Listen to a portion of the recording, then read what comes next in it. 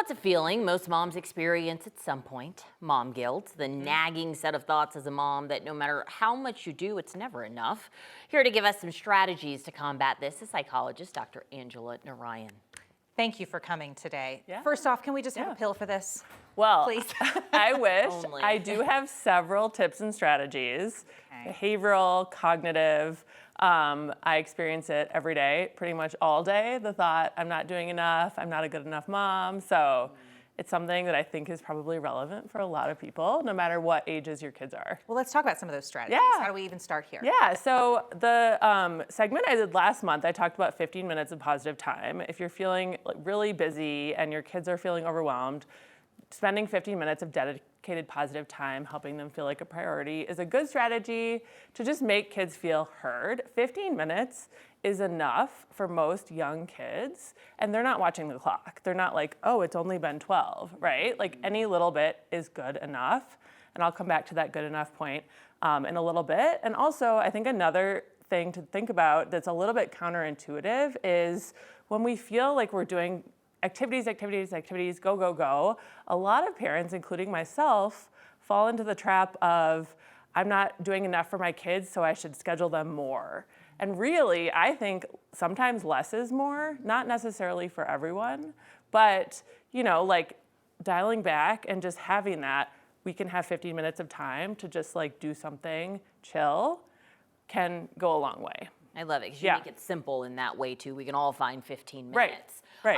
So I've been in this mom game for like 6 years Yes. now, and I Yes. haven't learned everything, Yeah. but I feel like I can sometimes control the thoughts. Yeah. But where it gets bad for me is Yeah. when I make a mistake, and Right. we all do. Like Right. I forgot cupcakes Right. for the class Right. today, or Right. I was supposed to come and read a book, and I'm like, oh my gosh, I didn't put it on. How Right. do I battle that when I really Right. did something wrong, and it makes me feel bad? Yeah, yeah. So having these thoughts of like, I did this wrong, I should have done better, I should have done it perfectly, I shouldn't have forgot.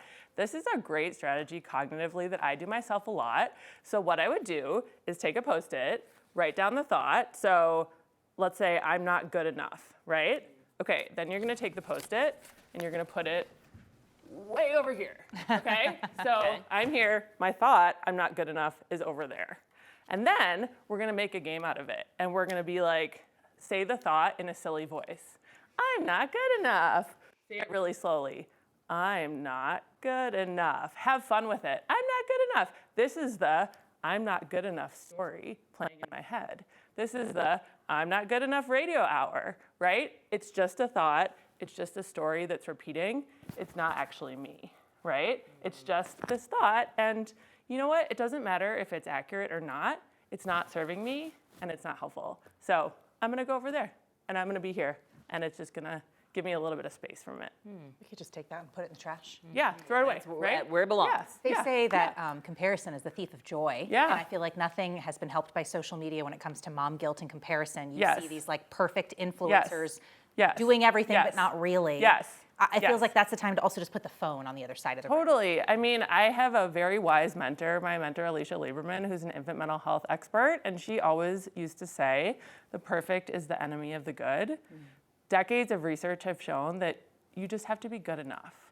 It's impossible to be perfect, and also if you're striving for perfect, you're missing out on the good enough. Kids just need good enough.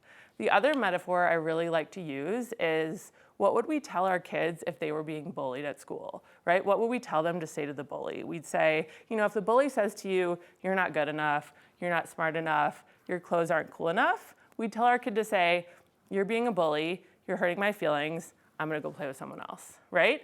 Think about your thoughts as a bully. It's another way to externalize them. They're over there and I'm over here, right? And like my thoughts are bullying me, right? I'm gonna just not listen to them, right? Here's my bullying thoughts coming in today, right? It's right about the time where they come in when I'm really stressed, when I'm tired. Those are the times we're more vulnerable, when it's hard to dial down the volume. And like, I'm gonna go distract myself. It's just a bullying thought. And moms have a lot of thoughts that are bullies. Our thoughts are really mean to us. But there's things we can do, right? To just remember, like, it's not us, it's just a thought. Self-awareness is so important because Right. we are our own worst enemy at Right, times. right. It doesn't have to be that way, and you've Right. pointed that out today. Exactly. We appreciate you. Exactly. All right, Yeah. Angela, thank you Of course. so much. And if you want to reach out to get some tips from Dr. Narayan, you can email her at angela.narayan@du.edu. You'll also be able to find her segments on 9 News YouTube channel.